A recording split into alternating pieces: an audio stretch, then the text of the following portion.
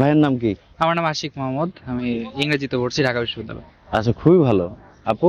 আমি হিতৈষী সুলতানা, পড়াশোনা করছি বাংলাদেশ ইউনিভার্সিটি অফ প্রফেশনাল থেকে, ইংলিশ ডিপার্টমেন্ট। আপনাদের কাছে ভোকাবুলারি একটা প্রশ্ন ছিল। জি, অবশ্যই। ডিমার, DEMUR, ডিমার, ডিমার মানে কি?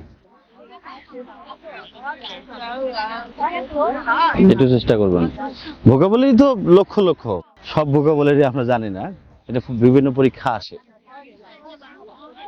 পারছি না আমি। ব্যর্থ হওয়া বা এরকম কিছু, হতাশ হয়ে যাওয়া, না মনে পড়ছে নাকি। আচ্ছা, ডিমার মানে হচ্ছে দ্বিধা করা। আচ্ছা, ঠিক আছে। এটা টেকনিক দিবেন যেন সবার মনে থাকে। আচ্ছা, ডিমোরালাইজ এই শব্দটা আমার খুব প্রিয়, তো এখান থেকে মানে নিরুৎসাহিত হওয়া, বা আরেকটা হতে পারে মানে বুকের ভেতরে দুরু দুরু অনুভব, এখান থেকে হচ্ছে আমরা কনফিউজ থাকি বা দ্বিধাদ্বন্দ্বে ভুগি, এখান থেকে ডিমারটা মনে রাখা যেতে পারে।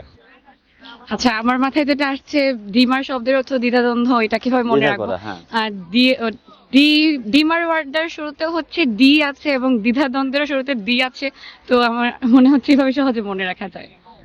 আচ্ছা, আপনারা একটা বলছেন, আমরা একটা বলবো, আর দর্শক কমেন্টসে আরেকটা বলবে, আর যারটা যেভাবে মনে রাখা যায় আর কি। আমাদের মেইন উদ্দেশ্য এটা, আপনাদের কাছ থেকে আমরা অ্যান্সারটা বের করার চেষ্টা করবো, দেখি কিভাবে হয়।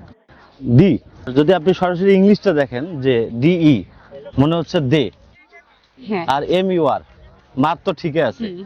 দে মার, দ্বিধা করিস না। ও ও ঠিক আছে।